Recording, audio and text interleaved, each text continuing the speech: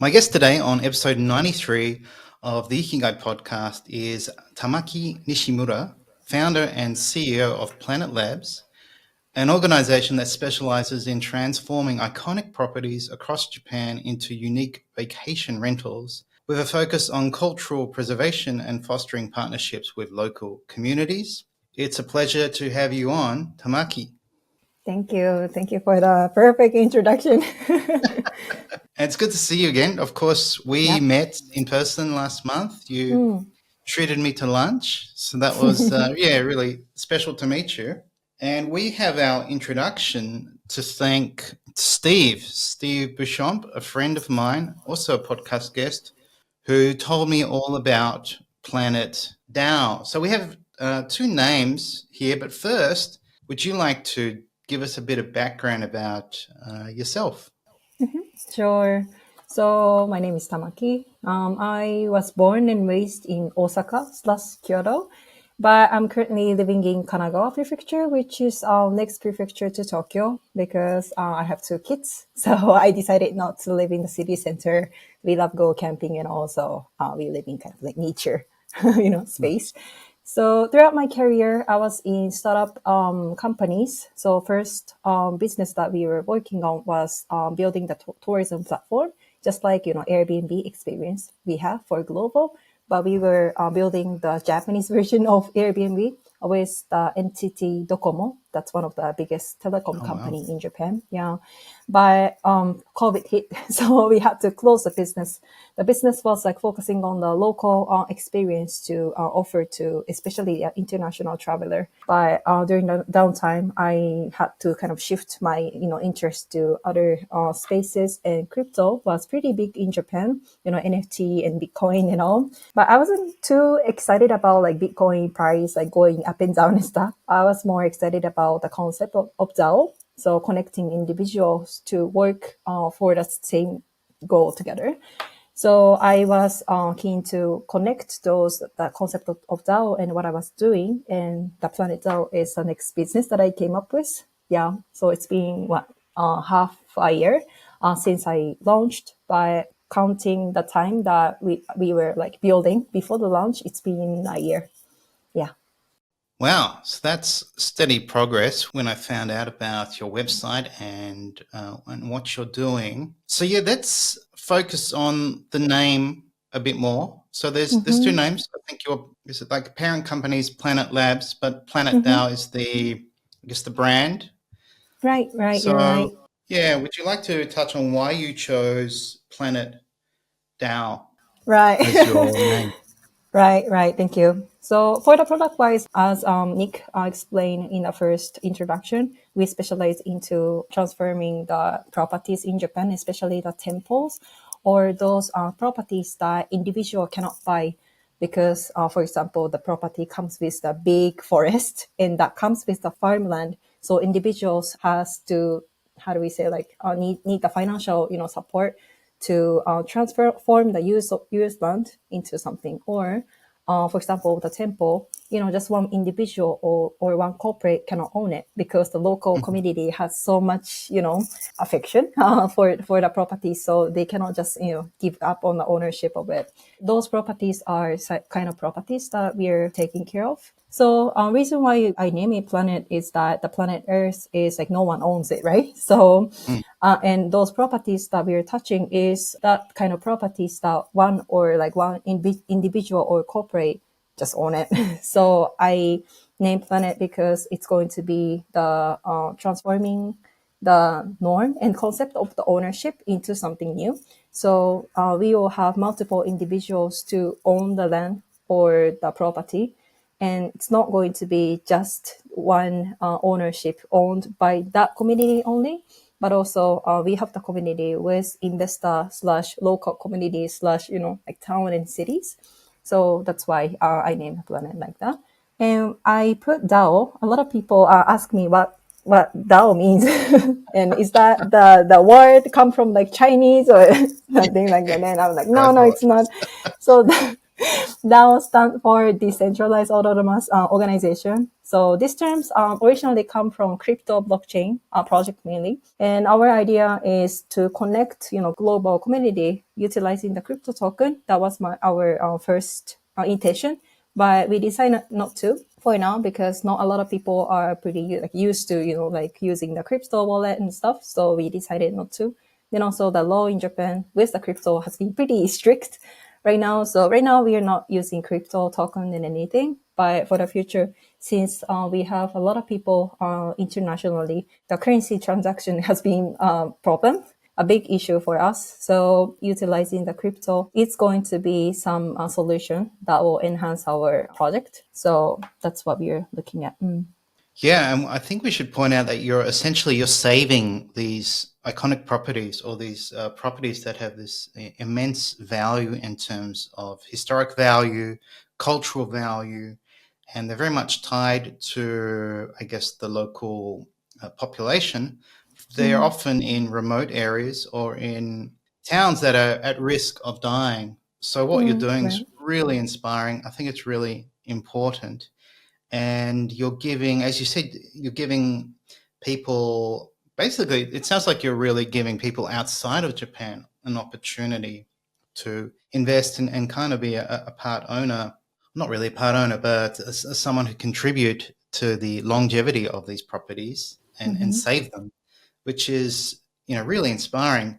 But at the same time, I think this is, really challenging, and we'll talk Yes. about the challenges you've gone through. So you come across as someone who's, very entrepreneurial, ambitious, and you're still quite young, and you've got two kids. So I kind of think, wow, what was I doing in my early or mid 20s? Nothing like what you're doing. So it's kind of amazing. But how did this particular project come about, and what was the reason or the inspiration for you to start Planet DAO? Mm, sure.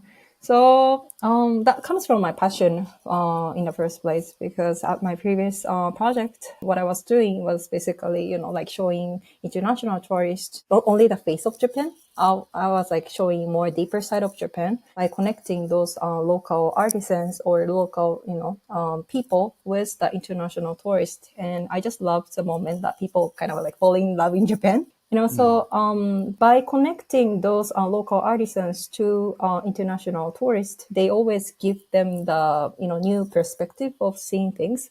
So what they I mean is that local artisans are doing for everyday thing that's been new to them, new to the international tourists. So they're like, wow, like what you're doing is so great, and things will actually give the energy and inspiration for the local artisans. So they kind of gain like their confidence and all. So I just love to see the moment. I was going to say I can relate to that. As you know, I had a retreat, my first retreat Mm, this year, and it was similar to what you're saying. This focus on exposing foreigners to, yeah, unique craftspersonship or mhm, unique places mhm, away from all the tourist sites. And we looked at something that was really interesting was aizome, so indigo dyeing. And mhm, we found someone in Gujo Hachiman who was like 16th generation of this mm, mm, 400-year-old business, and still making, still doing the indigo dyeing and making products, but also holding workshops. And yeah, it was really special to kind of have a taste of this mm, tradition and mm, see how everyone responded to it. And yeah, this owner and this craftsman has no direct heir. He has no children, oh, and so he's going to, I think his one of his nephews or nieces will take over the business. oh, I And see. yeah, it was a major concern. Like, this business that's been around for 400 years, Right, was at risk of, right. yeah, sort of dying. So I think that's a really, really cool idea to try and expose foreigners to these Mm, unknown or unique aspects of culture right, right. that are at risk of dying because just because the way Japan is, I guess, with most young people moving to cities, and Japan's losing a lot. So it's really, Yeah. yeah, really special, I think, what you're doing. Mm, mm, mm. Especially those like Japanese young people think like what they're doing is not really cool. So it's really mottainai. I don't know how to say it in English, but I feel it's mottainai. Yeah, it's a tragic loss of opportunity. Right, Yeah. right, right, Yeah. right, right. Loss of opportunity. I feel that too. Mm.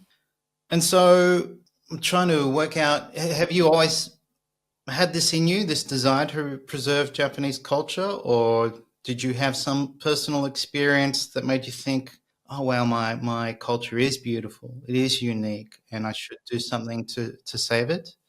Right. That comes from all my experience from like when I was running a business of creating a local experiences. I used to work with the geishas too. Their business has been pretty downside too because their main is to serve sake and go to the banquet party that the Japanese salaryman does. But it's been pretty downside, especially after the COVID hit, right? So we were creating the event show with them to show, especially for the international traveler and all. So I knew all the culture part of it from of Japan from the experiences. And I realized that, a lot of like, especially young generation wants to go to Tokyo or city area for looking for some opportunity, especially for like technology side of it. But I realized that the Japan is not going to be economically like highly growing like as much as like it does in the States or in China or any other countries that is hitting the economical growth. So what Japan holds is something that money cannot buy, I think. Mm. And reason why so many international travelers are coming to Japan and number is growing is that they want to see the culture and history and nature or maybe infrastructure. Like we have really good train system and all. That's why they come. That's what they're coming to Japan for. Yeah. But we are not actively preserving those part of Japan because it's really hard to see the financial value, of the culture or history. So I really feel kind of a responsibility to preserve those bit of Japan for the future, because without taking any action for that, then we will be, actively losing those culture and history. So yeah, that's my interest in also connected to ikigai, I will say. Yeah.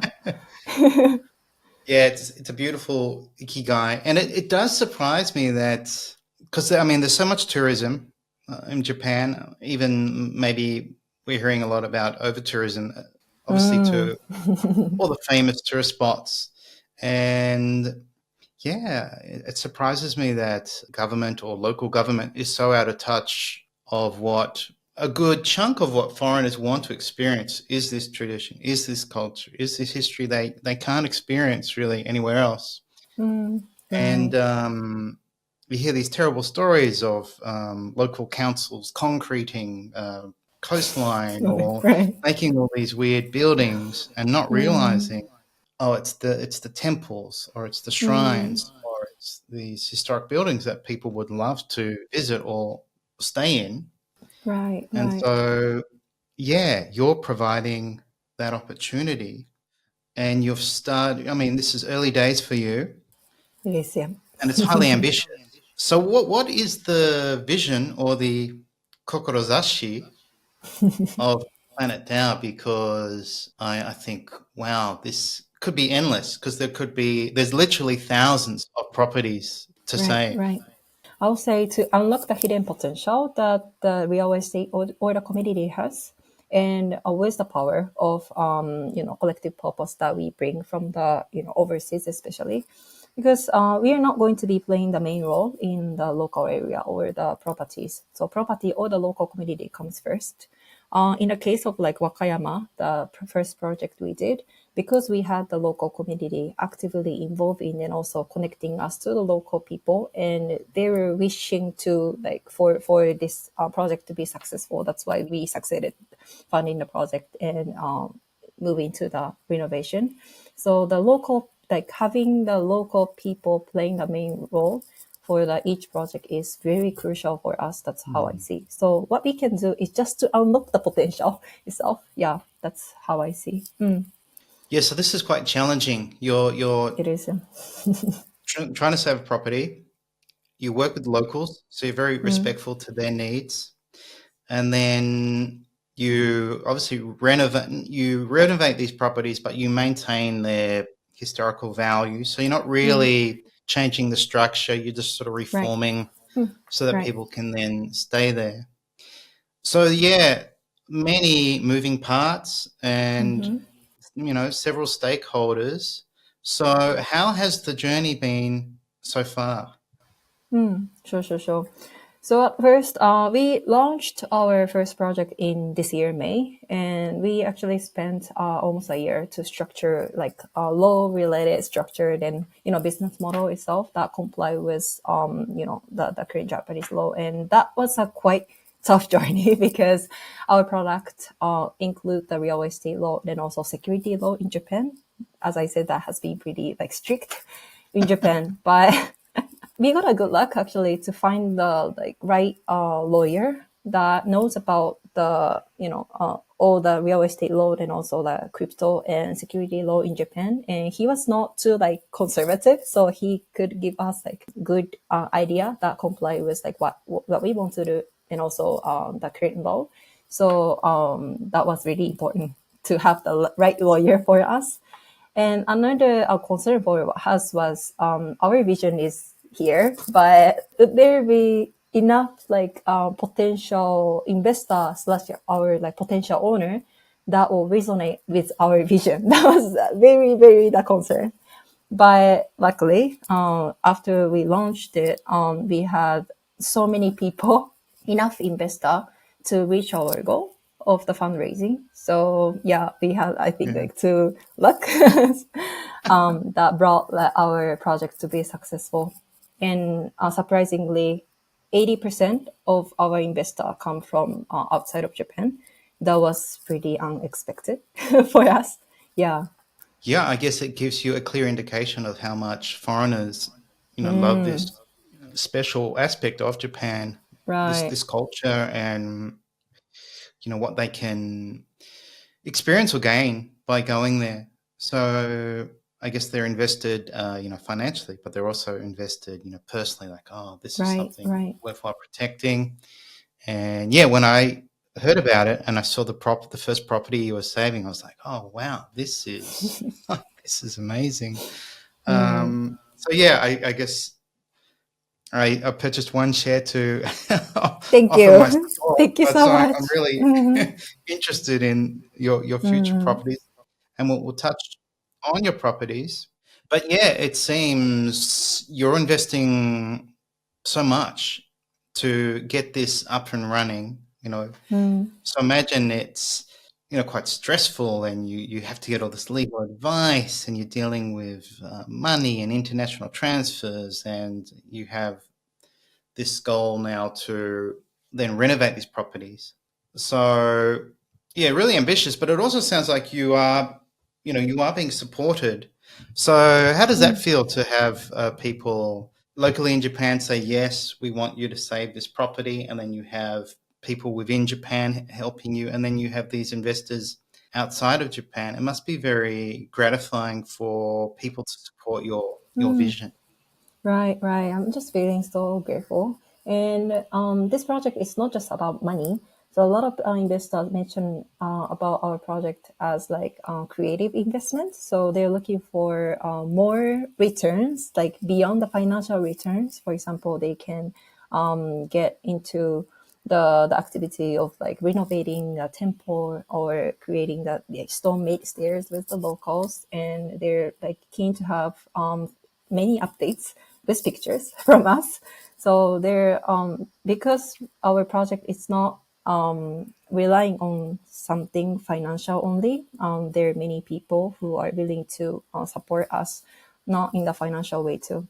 Actually, the lawyer that we work with is he offered us the pro bono work for us too, because there was too many things that we need to consult with, and the fee is going to be too much for the startup. So he offers some pro bono, yeah, Oh volunteer wow. work for us. So yeah, it's because the color of the project, I think, that we are working on. Yes, and I know you and your team, especially Monica, who I'll probably be interviewing as well. You spend a lot of time communicating with your investors. You have almost, I Right. think, weekly meetings to update everyone. So there is this strong sense of community too behind what you're doing. and you get people to, even your investors, to volunteer, Right. and they have some input. So it's a really special project and vision.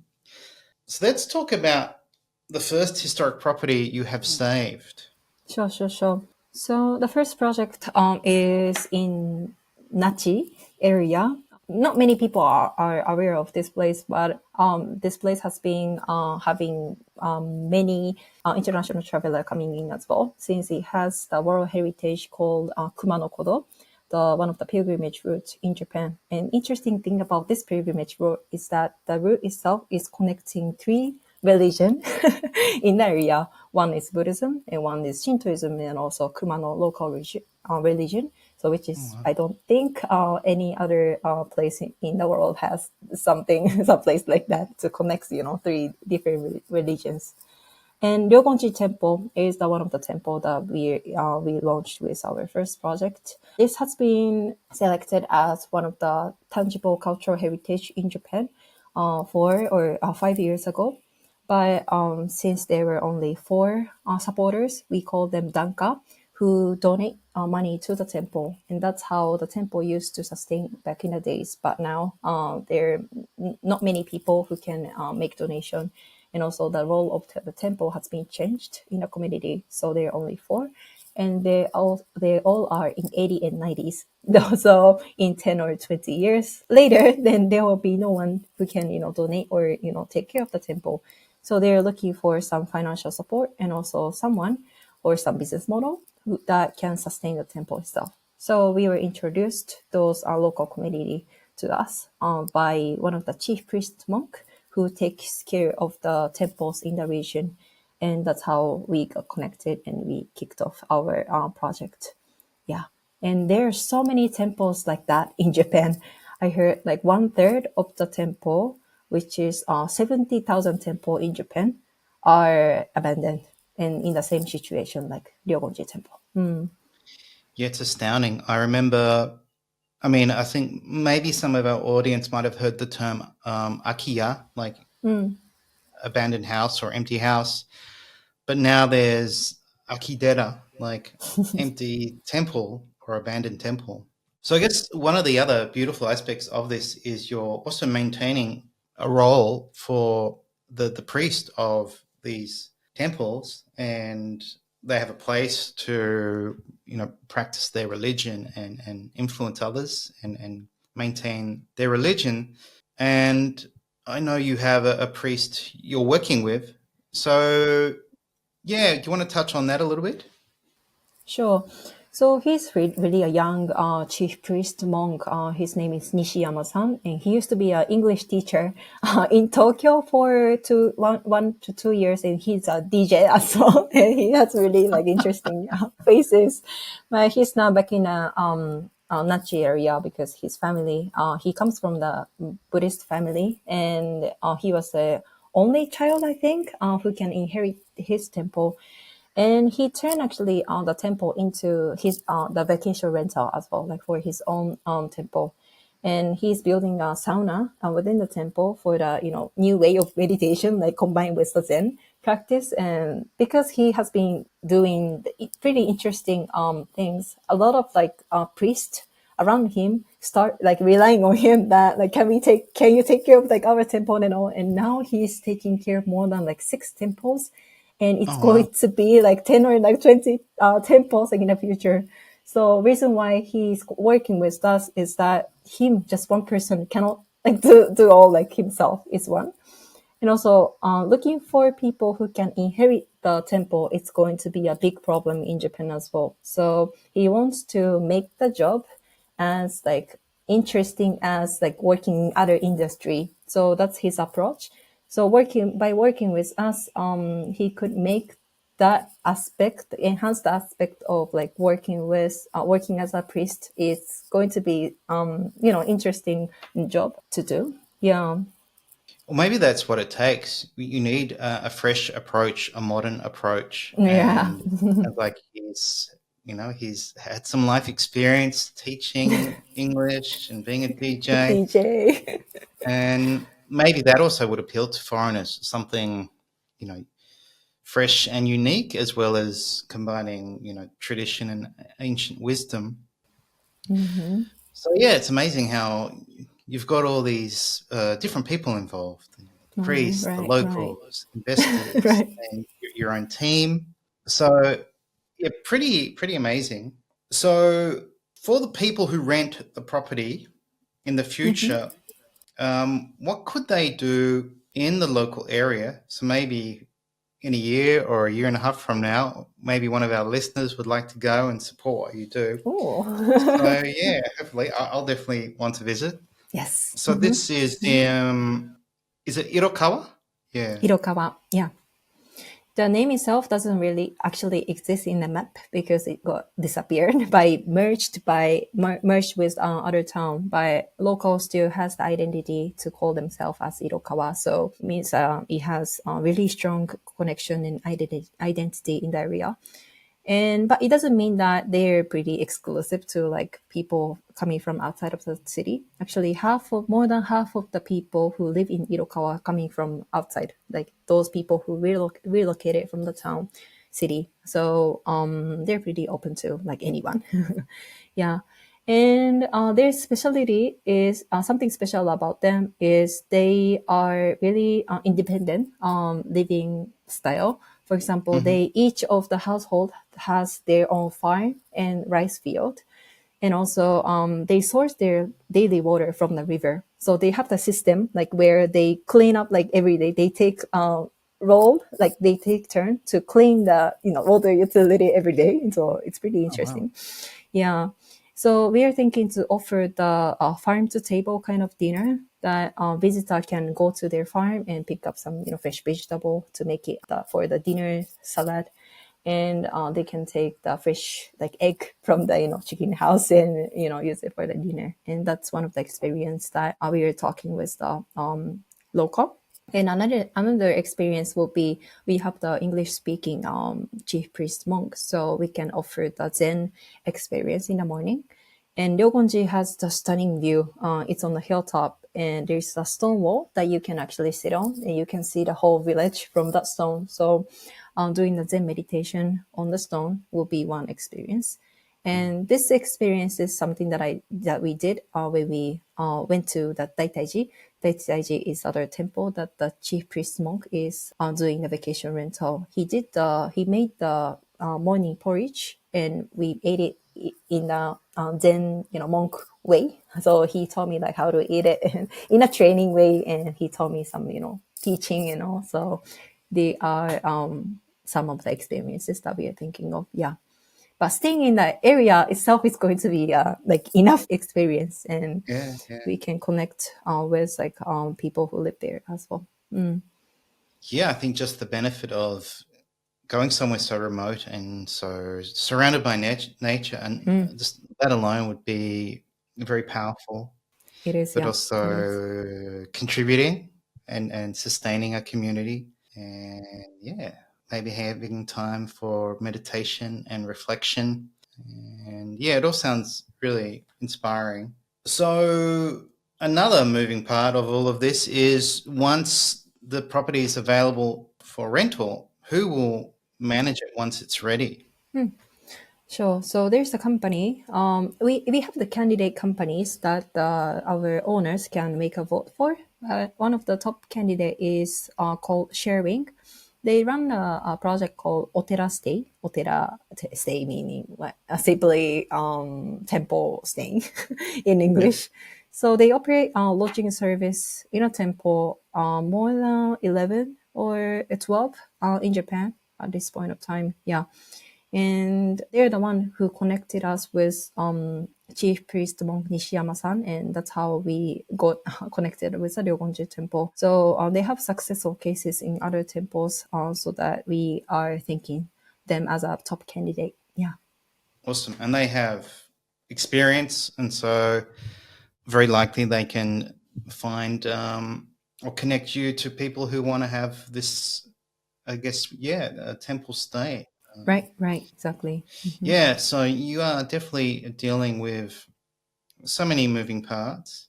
So this kind of makes me, yeah, it kind of does make me think of Ikigai because as you know, ikigai doesn't just mean, being happy. Ikigai involves something you care about or pursuing something meaningful to you.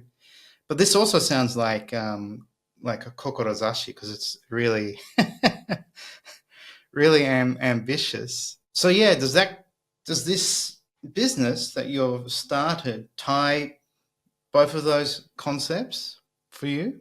It is. Yeah, it is. Because if it's not, it doesn't comply with ikigai or kokorozashi, then I wouldn't have done that, I think. Because as you said, there's so many moving parts. And when I talk to the investor, like all work come from my heart. And that has to come from my heart. Because Mm, as I said, it's not about numbers, just the numbers. And ROI that we project is not too high, like compared to other countries. Like if they just leave their money in the bank, the interest rate in Japan is pretty low, so the ROI we project is pretty high in Japan. But for example, the countries in Hong Kong, and the interest rate is pretty high, so ROI doesn't really convince the investor. The only reason, it's not going to be the only reason for the investor to buy. So those emotional part, the conviction part, it is the plays a main role, and that has to come from my heart. Yeah. mm, And I come from the warehouse running family. So my dad owns a company that runs the warehouse, and he is actually looking for someone to inherit the business. And there are so many people who are looking for someone to inherit the business, especially in the local area of Japan. I come from Osaka, but there are so many business owner looking for people who can inherit it. So this is not just the problem with Akiya or Akidera or like local area of Japan, but also this is going to be the problem in many industry of Japan. And how I see this project is we are not only saving those properties, but more of like creating a system where the individual can gather. Those individual doesn't matter where they come from, as long mm. as they have kokorozashi for the property or the local, they can contribute. So I think that comply with my own personal problem that comes from my family as well. So yeah. Yeah, even my in-laws, so they make my father-in-law and my brother-in-law make shinoyaki pottery, Okay. and Wow. yeah, and they're fourth generation, Mm, and it's very likely that my brother-in-law's children won't won't pursue pottery, right. Mm-hmm. which is fair enough. But yeah, it is quite sad to think there's a good chance they won't pass on this knowledge and tradition Mm-hmm. of pottery making, this specific type of pottery making, to someone. Right. And yeah, it will eventually end. So yeah, Japan has this tragic problem, I guess, of losing its culture, uh, losing crafts, personship, Mm, or mm, just properties or businesses because I guess capitalism came in and stole everyone. It said, "Oh, it's more important to make money and live in cities and be mm. rich." And Right, right. Mm, now, and now, I guess we're seeing the result of that, of one or two generations of doing that. I think so. And some people said like, like there are many like M&A companies that can save your business, but it's not about it, like those local that we talked to, especially from the Ryogonji Temple project, is more of like they're not just looking for people who can inherit it, more of like they can, if they can like trust the person, or Mm. that comes from the emotional part of it, not the monetary part only. So that has been a problem, and the same situation is for my family too. So yeah. Yeah, there's almost this strong emotional component, almost like a spiritual component. Like you really have to care about Yeah. maintaining why do you want to maintain this building or property or business? Because it is, yeah, it's important. It has Mm, value and it goes beyond, money and just opportunity. There's right. this intrinsic value. and it kind of connects to one's spirit. Yeah. So let's talk about the next property, and maybe we can Okay. find you some investors. So this is a property our listeners could invest in. So yeah, let's touch on that property. Sure. So next property is not the temple, but it's an interesting property that comes with the 7,000 square meter forest land. And we call it the Bamboo Forest House, and it's located in Hayama. So for those who don't know about Hayama, it's considered as one of the top summer vacation, like villa resort place that is popular for Japanese people, especially. But the interesting thing is that this Hayama area is recognized as the imperial villa place since the imperial family has one villa in the location. And one of the beach, it's called Ishiki Beach, is recognized as one of the top beach, like worldwide. Yeah, All right. as well. So it has a beautiful nature and also with the mountain and beautiful ocean. And it's pretty accessible from Tokyo too. Just 1 hour train ride. Yeah. There's a straight train from the Tokyo station to Zushi station, and you can explore the area from the station. Yeah, and Nice. the Bamboo Forest House, since it has the 7,000 square meter forest land, there's so much space that we can play with. We're thinking to have the open air baths and also the sauna and also yoga deck because this house itself is so separated from the main road of the area. You need to actually hike in the mountain road for about 3 to 4 minutes. So once you're into the space, you won't hear any like city noise, or you don't really, yeah, all like separated from the city area. So it's interesting. Yeah, not like temple, but because of that, we have so much space that we can play with. I think. Yeah. Yeah, sounds exciting. You have this opportunity to get creative, and it kind of ties into, I guess, it ties into wellness, tourism as well. And this year I attended the Wellness Tourism Expo in Tokyo. Okay. And yeah, it looks like it's a huge area of growth. And, there's glamping and all these kind of high end opportunities, or staying at a ryokan. So what you're offering is quite unique. Yeah, getting away from it all and being in nature, and again, saving a property. So that must be fun to plan these properties and think, oh, what are we going to do with this property, and Right. have an Right. outside hot spring bath or a yoga deck or a sauna. So Yeah. you must Yeah. enjoy that aspect of the business very much. It is, yeah, it is very interesting. Yeah, to work with a local constructor, they give us many interesting, ideas to throw. Then also we listen to our owners as well, and we sometimes bring the potential investor to the place, and they of course like give us like many, interesting thought. And one of them was actually a tattoo artist. That she used to be a tattoo artist, and she gave us an idea of what about like how do we say like craving the bamboo with the Zen ward. So while we have the open air bath and yoga deck, maybe like looking at the bamboo, and it has the Zen like teaching word and all, could be Oh, interesting. Yeah. yeah, yeah, yeah. Yeah, it's amazing what you can do with bamboo. Yeah. It's so Mm, versatile. mm, So using it as almost like a scroll or a teaching tool. That's a cool idea. Yeah, yeah. mm.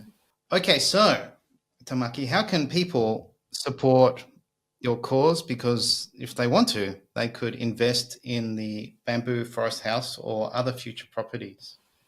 Sure. So yeah, biggest support will be investing in us because we're very early stage for our project as a whole, a planet planet as a whole. So it's been pretty difficult to reach out to those people who are actually interested in us since we are based in Japan. So Nick, thank you so much for this opportunity too. You're I think helping us a lot to reach out to those who could be interested in Planet Zao. And also No. gaining that trust, it's going to be pretty hard for us too, because since we're, as I said, like based in Japan, it's pretty hard for people to know that like if we're legit company or not. And yeah, we have installed some tools like for our website. It's called like Trustpilot, and Okay. people like start writing the review for us. So getting our credibility by posting about us and giving some review for us, it's going to be a big help as well. Yeah, and we appreciate any feedbacks. If you have any feedbacks, then please send us like any messages or inquiry. I check all the messages. Yeah, we have. So Yeah, that really surprised me that you told me in a conversation that some people thought it was a scam and like it's too good to be true. And I was really shocked because I just thought, well, that's yeah, I even if didn't think. I actually have the me myself like talking about the project on my website, and I do the one-on-one call with those people who are interested in having a call with us. Some people call that like the video itself is AI generated, and having a call with the founder is like sounds like a scam, Yeah, even though they don't book it. They call it so. Yeah. yeah, that's strange. I mean, maybe because that's rare because you probably would think, oh, the founder would be, too busy to talk to me. So, but to think it's AI generated, you're definitely not AI generated. I've met you in person, and They can I hear know. my Japanese accent and my English. I would have done better if it's like No, AI generated. no. So, real person, real business, and a business or a project definitely worth supporting. And yeah, again, I'm just amazed. Like, this is so ambitious and so challenging, so very inspiring. So, it's a real joy to have you on the podcast. And we'll have Monica, your Mhm. community manager, as well. And yeah, I'd love to support every property you do. So maybe we'll have you on often. So let's end with ikigai. So I think obviously saving these culturally important and historical properties is tied to your ikigai. Do you want to go deeper into that? Sure. So ikigai, I think, in Japanese has many meanings, and I try to think that like deeper level of ikigai. And the moment that I feel the joy for myself is that when I see someone maximizing their potential, it could be Mm, someone or the property or the area. So it doesn't. I don't mean not only about the property. I think the same for example, my children and also my team member as well. And when I see those potential that has not been maximized, then I feel really, really frustrated. I think it's too much, yeah, for someone else to think like that for someone. But I honestly like feel frustrated about it, yeah, and for myself too. And for this Planet Zao case, I see many cases that it's not maximizing the potential. It's because they're they're closed and they don't really see the opportunity that's being outside of the area or outside of the community. So as I said, the ikigai or kokorozashi for the Planet Zao itself is to unlock the potential, and that comply with my ikigai as well. So there's a huge plans about the Japan abroad, and we are connecting the opportunity with the local community or the property that has so much potential in it. So yeah. yeah, no, it's really inspiring. And I guess if we open our eyes, we can see all this opportunity. And then I guess you gotta, believe in yourself that you can do something about it. So Yeah. that's pretty cool. Um, so moving away from this very ambitious project, what about your other ikigai? Your personal or your なんだろう。private ikigai? Private ikigai ka. Mm, I'm not really like able to do it like recently since I have like 1 and 3 years old like kids running around me, and I don't really have the private time myself. But I like to do the kind of how do we say like spirit like explored my like spiritual journey kind of thing. Yeah, I Mhm. like to have like my personal time for like just meditating, and I used to do the fasting. Yeah, fasting helped me a lot to think deeply, and yeah, all. So I like to practice all like spiritual journey kind of things. But Mm. for the past like 2 to 3 years, I was not like able to do it, and I want to do more. But yeah, that's my other like ikigai to do. Yeah. Yes. Well, you certainly have your hands full with your children and this project, but yeah, maybe you need that spiritual journey to Yeah, balance yourself. yeah, I think so. But Yeah, I mean, ambition's like a double-edged sword. It's really inspiring, gives you motivation, but if you're not careful, you can get burnout and sick. So, how can people find you? Where's the best place to support what you're doing? sure. So maybe follow me on LinkedIn is one of the tool, and also Substack. I'm not really active as much as I want to do, but I will constantly write about the project and also myself. Yeah, on Substack for the long, long kind of like a long post. Yeah, I recently Okay. deleted my X and Instagram, so Oh, really? Okay. LinkedIn and Substack could be one. And what about the Planet Dow website? Sure. So you can sign up for our newsletter. We have the newsletter subscribing button on the website, so you can sign up for that. Awesome. So I'll include all those links in the show notes, Thank you. and maybe we can also add some photos of the properties to the webpage as well to promote what you're doing. So yeah, really inspiring what you're doing. It was great to meet you last month, and I look forward to the new properties you bring to life Yes. in future. Thank you, Tamaki, for your Thank you time so today. much. Thank you so much for having me, Nick. My pleasure. Bye. Bye. ありがとうございます。Thank you for listening to this episode of the Ikigai podcast. To learn more about Ikigai or to become a certified Ikigai Tribe coach, visit ikigaitribe.com.